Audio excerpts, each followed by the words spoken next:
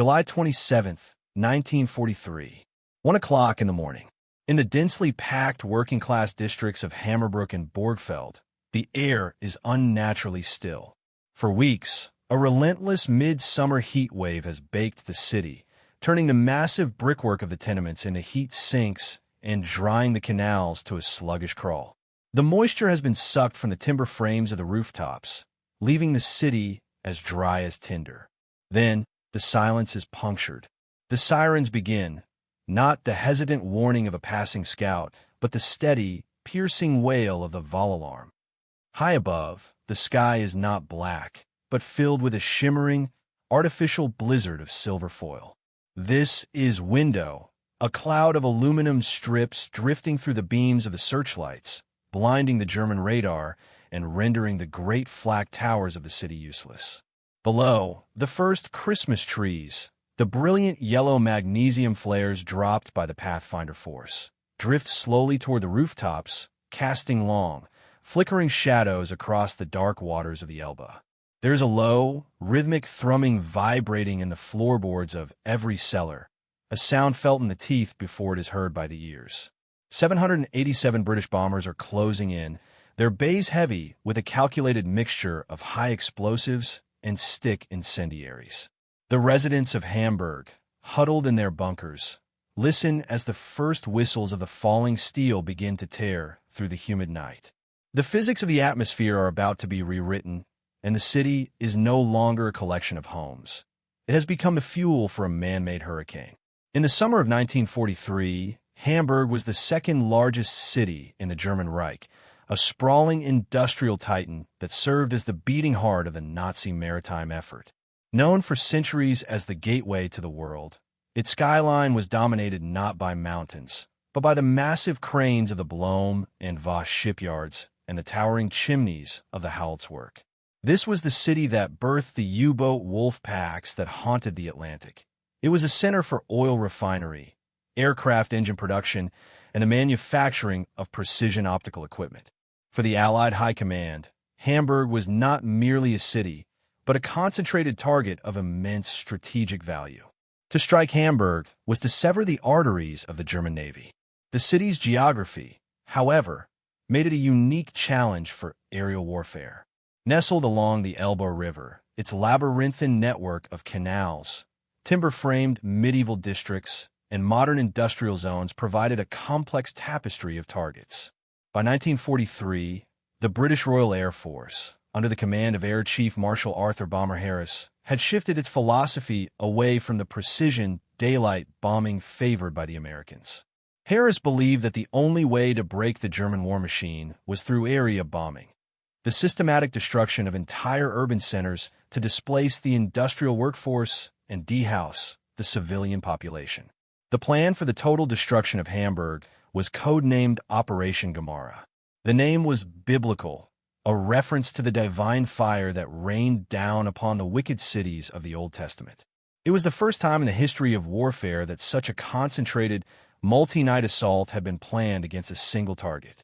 The British would strike by night, using the cover of darkness to shield their heavy Lancasters and Halifaxes, while the American 8th Air Force would strike by day, ensuring the city's firefighting defenses were given no respite. As the summer heat intensified, the German authorities in Hamburg remained confident. The city was protected by some of the most advanced air defenses in Europe. Massive flak towers, fortified concrete monoliths bristling with 128 mm anti-aircraft guns, stood guard over the city center, capable of firing thousands of shells into the sky every minute. The Kammhuber line, a sophisticated network of radar stations and night fighter airfields, stretched across the occupied territories to intercept incoming bombers long before they reached the German border.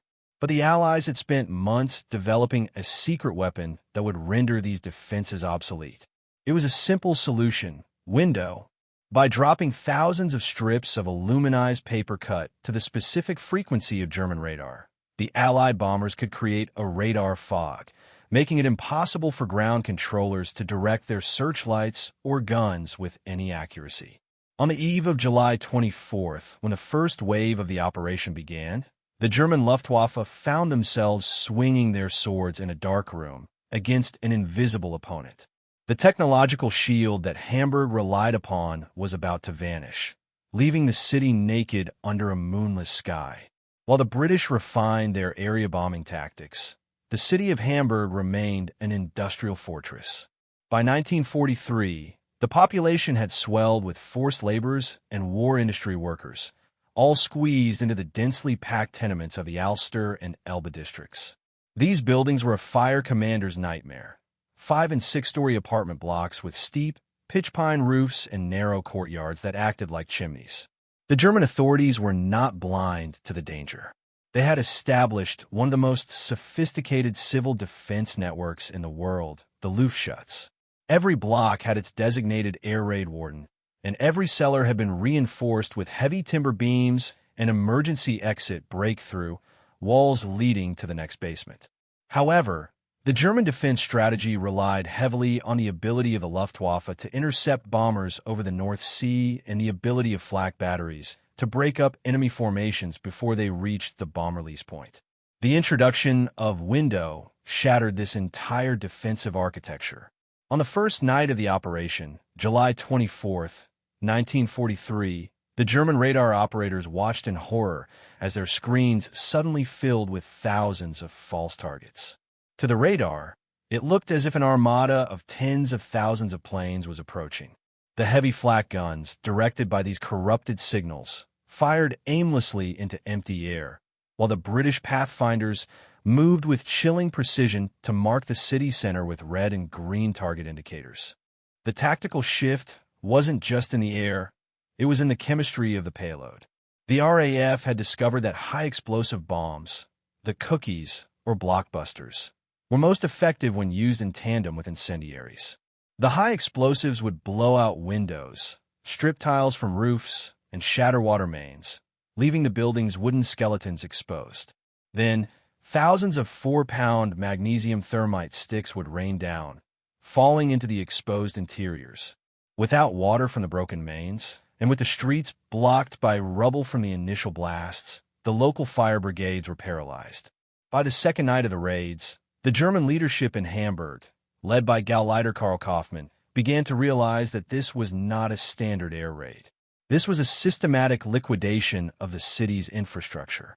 The Americans took over during the daylight hours, targeting the shipyards with B-17 flying fortresses, ensuring that the smoke from the night's fires didn't have time to settle.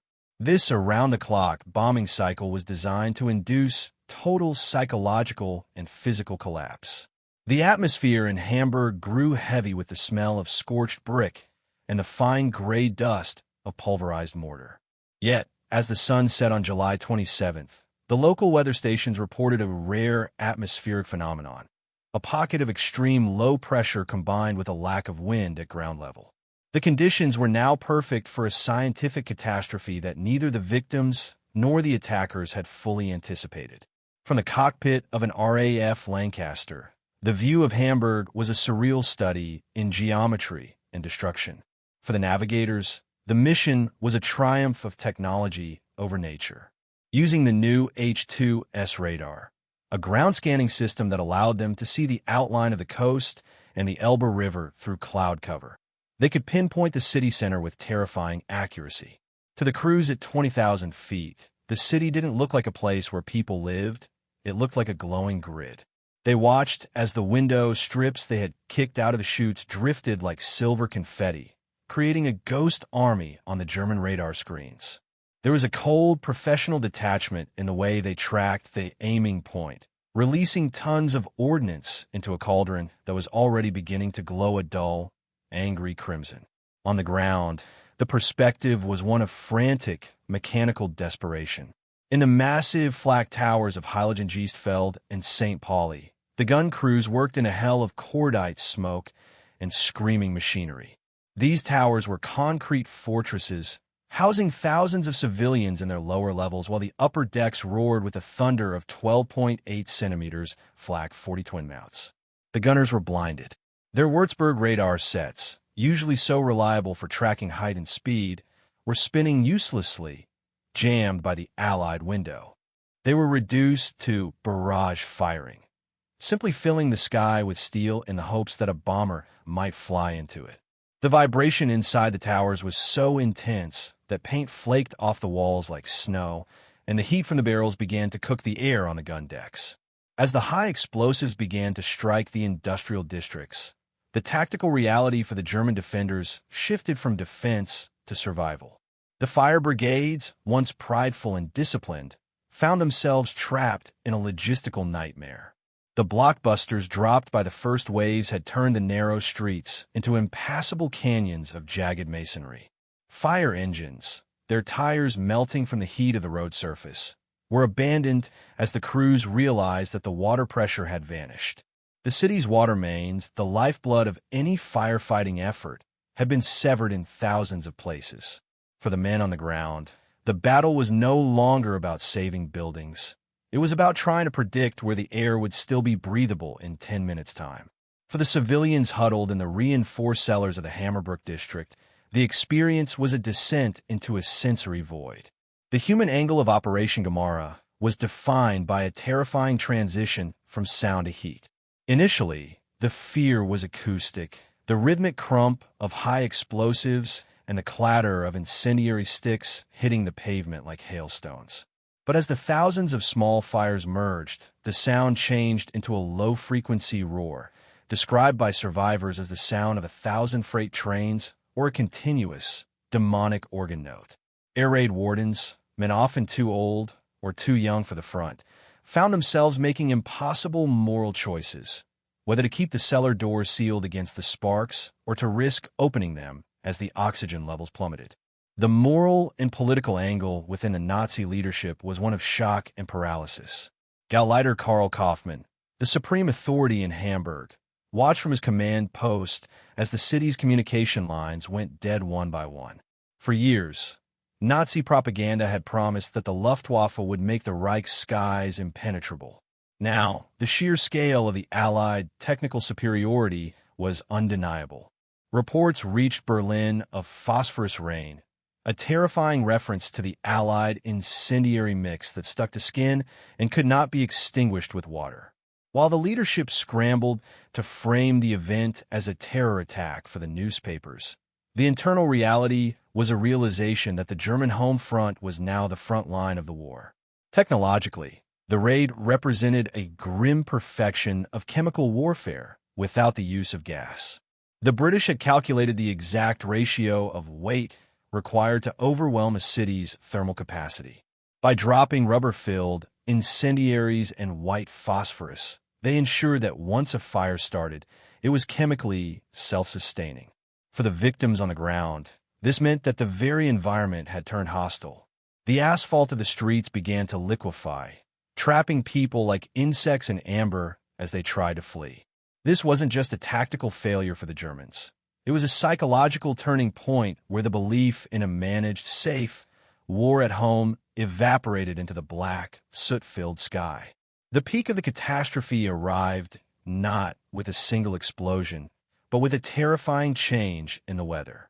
Shortly after midnight on July 28, 1943, the second and most devastating night of Operation Gamara began. The atmospheric conditions over Hamburg were unprecedented. The ground temperature had hovered near 30 degrees Celsius all day, and the humidity was exceptionally low. As the RAF dropped another 2,300 tons of explosives and incendiaries within a concentrated 8-square-mile area, the thousands of individual fires began to seek each other out. This was the birth of the Firestorm, the firestorm. As the separate fires merged, they created a single, massive pillar of superheated air that rose more than 4 kilometers into the sky. This rising column acted like a giant chimney, creating a vacuum at the base. To replace the air rising upward, cool air from the outskirts of the city was sucked inward at hurricane force. Winds at ground level suddenly accelerated to over 240 kilometers per hour. This was no longer a fire moving through a city. It was a meteorological event of localized, extreme weather. The wind was so powerful that it uprooted trees and tossed adult humans into the air like autumn leaves, dragging them toward the center of the inferno. The temperature at the heart of the firestorm reached a staggering 800 degrees Celsius. In the districts of Hammerbrook and Rothenburgsort, the sheer intensity of the heat caused buildings to spontaneously combust before the flames even touched them. Glass windows didn't just shatter, they melted and ran down the walls like water. The heat was so intense that it began to burn the oxygen out of the very air people were trying to breathe. In the air raid shelters, which had been designed to protect against blasts and splinters, the residents faced a new, invisible killer. The firestorm was consuming oxygen so rapidly that it began to pull the air out of the ventilation shafts and the lungs of those hiding below. As the firestorm reached its zenith, the shelters and bunkers, once perceived as symbols of German engineering and safety, became communal tombs. The physics of the event were relentless.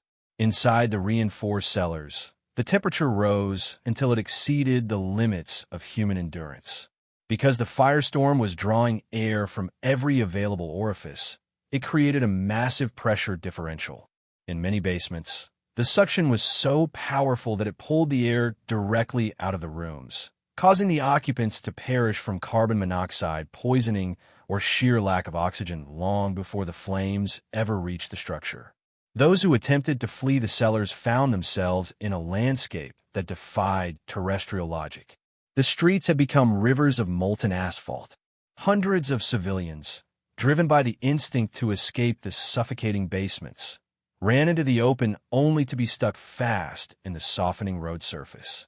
As they struggled to free themselves, the hurricane-force winds, heated to hundreds of degrees, blew over them. This was the death zone, where the air itself was a weapon. The wind was so hot that it scorched the lungs upon inhalation, causing internal blistering and immediate collapse. In the command centers, the German authorities were helpless. The fire was moving too fast for any human intervention. The firestorm had its own internal logic, moving from block to block with a roar that drowned out the sound of the departing British bombers. By 3 a.m., the central districts of Hamburg were a single, pulsating lake of fire. The light was so bright that pilots 200 miles away could see the glow on the horizon. On the ground, the very fabric of the city was being chemically altered. The sandstone of the great churches was calcifying and crumbling, and the steel frames of industrial warehouses were twisting like wax. The turning point of Operation Gomorrah was the moment the city ceased to be a target and became a self-sustaining furnace, a process that would continue until there was nothing left to burn. When the sun rose over Hamburg on the morning of July 28th, it did not bring light, but a sickly, sepia-toned gloom. A massive cloud of smoke and pulverized ash, reaching miles into the stratosphere, hung over the city, blotting out the sun. The silence that followed the roar of the firestorm was perhaps more terrifying than the noise itself. As the first reconnaissance units and surviving fire crews ventured into the dead zones, they encountered a scene that defied military precedent. The streets were covered in a fine, gray dust, the remains of a city that had been literally ground to powder. The physical toll was catastrophic. Initial estimates were impossible to calculate, but as the days passed, the numbers became clear. Approximately 42,000 civilians had been killed in a matter of nights. In the Hammerbrook district, where the firestorm had been most intense, the destruction was absolute. Recovery teams entering the basements found mummy-like remains where the intense heat and lack of oxygen had desiccated bodies in an instant. In other shelters, they found only layers of ash. The scale of the dead was so great that the German authorities, fearing the spread of typhus and the total collapse of public morale, were forced to use flamethrowers to cremate bodies where they lay, eventually sealing off entire city blocks as mass graves.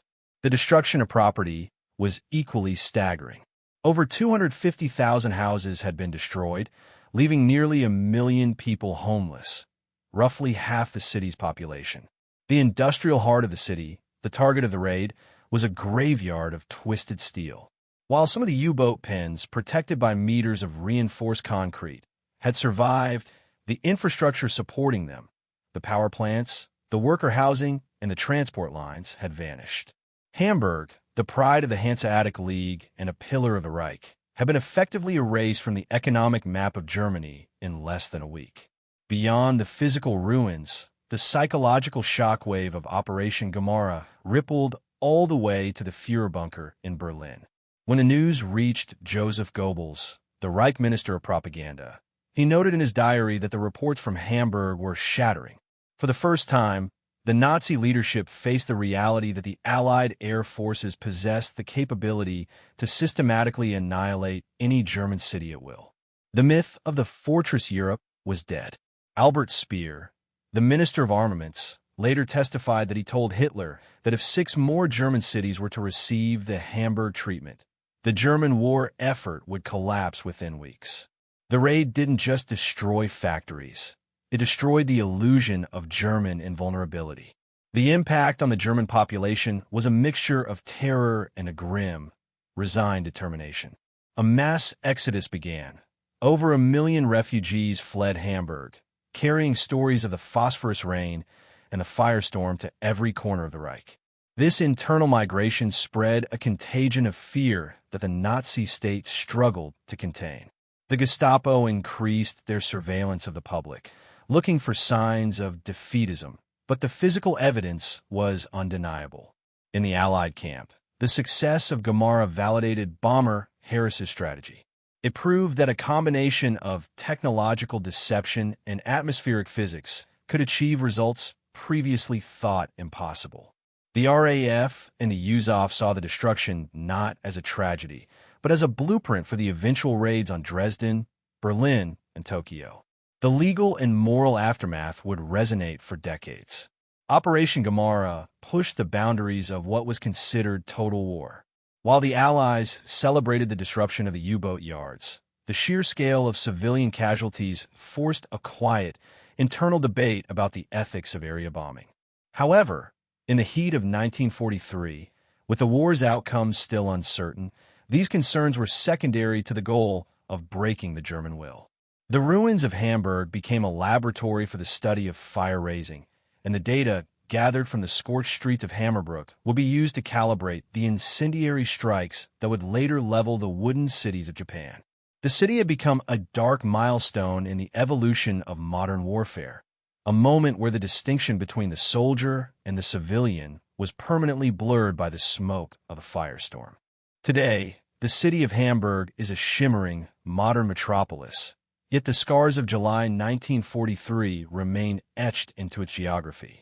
The most poignant reminder is the ruined tower of the St. Nikolai Church. Left as a hollowed-out shell of blackened stone, it stands not as a monument to victory or defeat, but as a silent witness to the night the sky fell.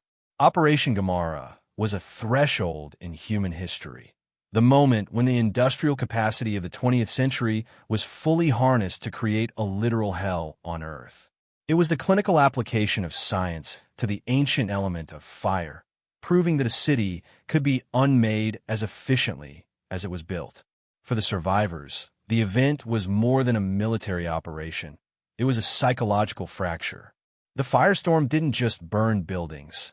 It incinerated the social contract of the era, demonstrating that in the age of total war, there was no longer such a thing as a safe rear echelon. For history, Hamburg serves as a sobering lesson on the escalation of conflict. The tactics refined over the Elbe River would eventually find their zenith over the Pacific, forever changing the way humanity views the sky.